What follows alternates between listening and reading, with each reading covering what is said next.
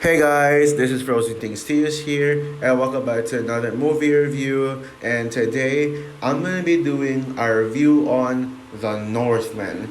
So, Northman came out in April 2022, exactly 1 year ago. Yeah, people, today is the first anniversary of this movie, so happy first anniversary, which is why I'm reviewing this movie.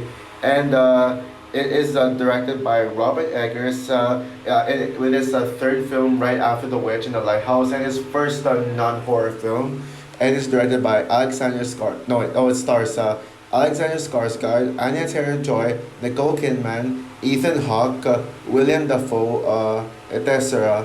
And basically, the plot tells the story of this young Viking prince who is on a quest to avenge his father's murder.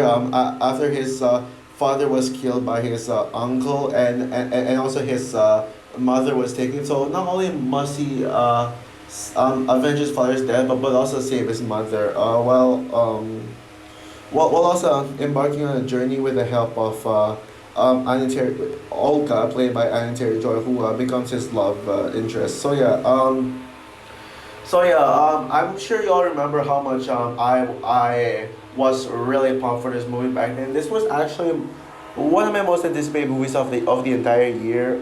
Like alongside the Batman. I'm not gonna count Across the Spider-Verse because that was already been delayed to the next year, but it could be my most anticipated movie of 2022. The Batman technically was my most anticipated movie 2022, but The Northman was actually my second most anticipated movie. I was in love with the movie. When I first saw it when I first saw it, I actually called this my favorite movie of 2022. Yeah, and I was like thinking, oh well, is any other movie this year gonna dethrone this one? Well, actually, yes. There were actually movies that dethroned this as my favorite movies of the year. Like there are better movies like Avatar: The Way of Water, Guillermo del Toro's Pinocchio, Black Panther: Wakanda Forever, Top Gun: Maverick, Doctor Strange in the Multiverse of Madness. I'm sure there are others I forgot, but yeah, there were. Oh yeah, I'm not sure, but yeah, there were other movies that I would put above this, but I mean, but like yeah, I haven't really revisited this movie ever since. It's been a while. I don't even remember the last time I rewatched this movie. But yeah, Robert Eggers is such an amazing director. I mean, like, phenomenal director. All the movies that he makes are flawless. The Witch is the best A24 horror movie, and probably the greatest debut for an actress with Anya Taylor-Joy. And then he also made The Lighthouse, which people consider to be the best Robert Eggers movie, but unpopular opinion, it's probably my least favorite Robert Eggers movie, but that definitely does not say much. And then we got The Northman, his third film, and this is most certainly the best Robert Eggers movie by a landslide. But yes, now I got around to rewatching Northman, and what do I think of it now? Yeah, does the movie hold up? Absolutely. This movie definitely holds up. Well, I will admit, yes, it's not as good as I remember it being. Like, I don't think, it's not in my top 10 favorite movies of 2022 list. I really wanted to add this in my favorite movies of 2022 list, but after this viewing, I was like, yeah, I think there are better movies this year. I would say it's in my top 15, like one of my five honorable mentions to my top 10 favorite movies of 2022. I put this right below The Menu. Yeah, I think The Menu is the best Anya Taylor-Joy movie of this year. I'm a sucker for Anya Taylor-Joy. Just rolls with her with a red hair. Just like the Queen's Gambit, which is still the best Anya Taylor-Joy role. Sorry, Peach, even though I love Peach. Even though Peach is the best character Anya Taylor-Joy played when it comes to characters on their own. Yeah, yeah, but yeah, now let's get into everything I love about this film. Don't worry, guys, I don't have negatives about, like, there is certainly no negatives. Well, I will say that the one reason why I think this movie isn't among my top 10 is because I think this movie isn't really rewatchable in my opinion. Like it's not very rewatchable. Like I try my best to rewatch this movie a lot, but yeah, but honestly, I just feel like it's not really a movie that I probably watch like hundreds of times. Like, other movies like, Avatar, Way of Water, Top Gun Maverick, Guillermo del Toro's Pinocchio, The Batman, Scream, Doctor Strange 2, Black Panther Wakanda Forever. I'd probably watch, I mean, there are movies that I'd probably go back to. Oh yeah, also Everything Ever All at Once, The Whale as well. Like those movies, I would probably go back to and watch them all over again. Northman, it's like maybe I don't really feel like rewatching this anymore. I'll just probably think of it as a masterpiece, but it's not something that will just rewatch over and over again. Which is why I didn't really I'm not putting this among the best of the best. But yeah, everything like about this movie is just so flawless. Yeah, this movie is absolutely flawless. There's nothing I would change about this. Like this is yeah, Robert Eggers is the best work yet. I mean, the way that he directs this is so it just does so incredible, and this movie is just well made on every single level with the cinematography, the atmosphere, the tone, the writing. Yeah, yeah, I know. I know when I explained the plot earlier. Earlier, yes, it sounded like just another Shakespearean story. It sounded like a Shakespearean story, but I mean, my summary of the plot that does not do the movie justice. You guys see this movie to believe it. Yeah, I mean because even if it does sound like your typical Shakespearean story on paper, the execution of it, I mean it's so perfect. Like, I mean the execution of it just works so well. I think it um what I mean they pulled off like such a unique twist.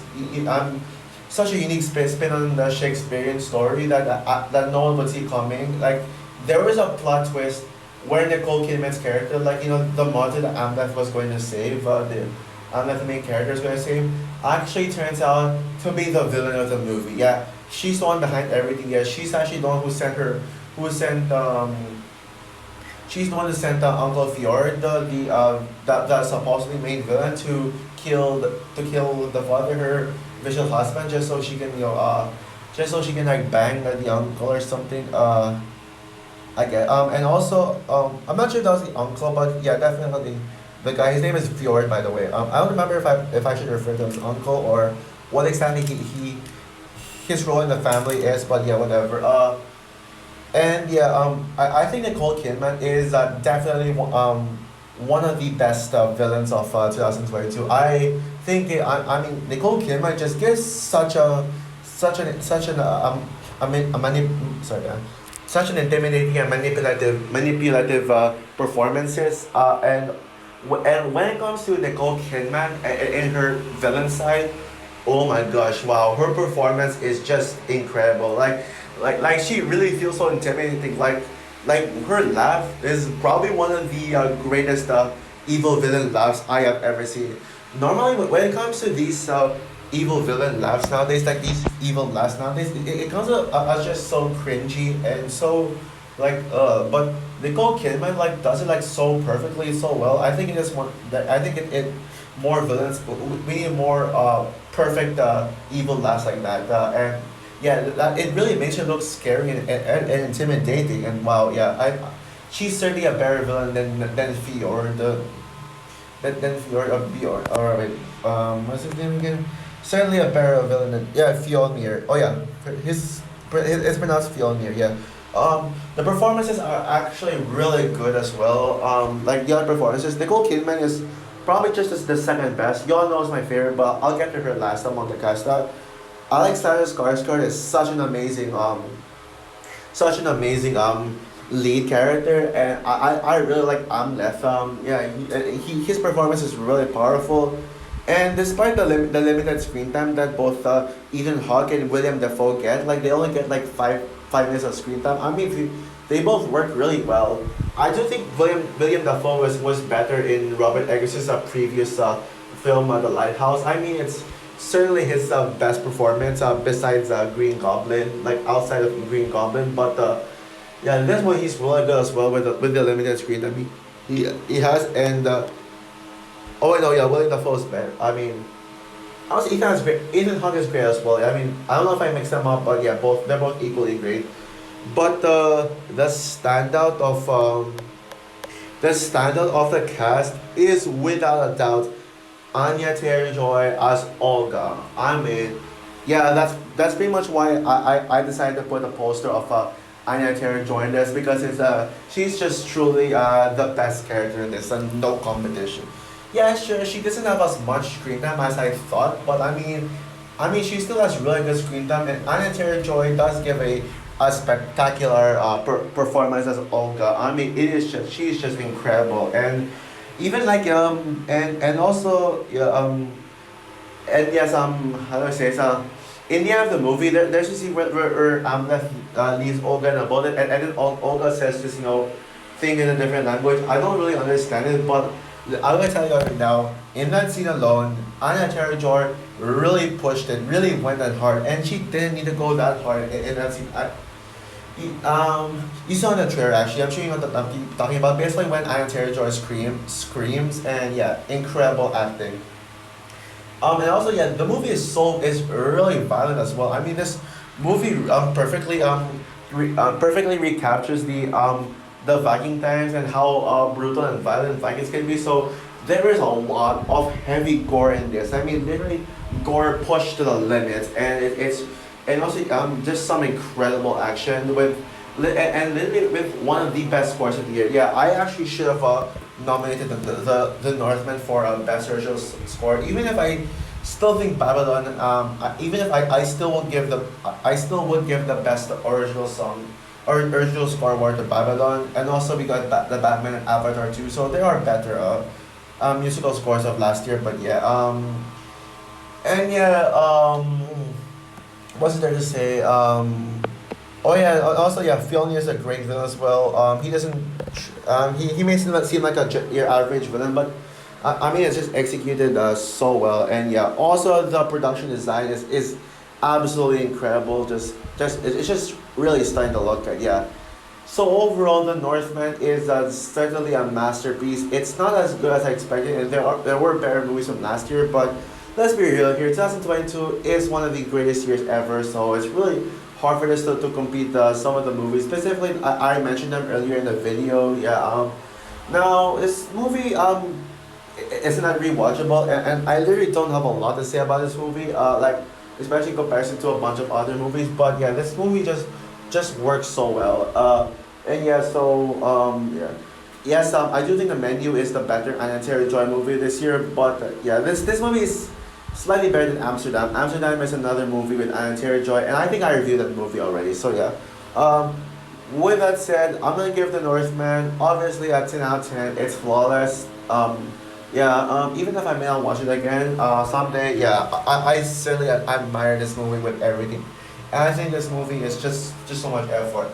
Also, this movie is pretty underrated now. I think this movie is underappreciated because literally no one talks about this movie.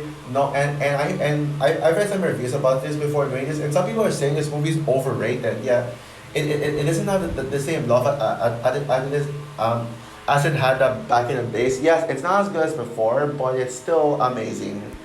And also, yeah, this movie should have gotten at least some Oscar nominations. So yeah. So yeah, that's all for my review of the Northman. What is your opinion on this movie?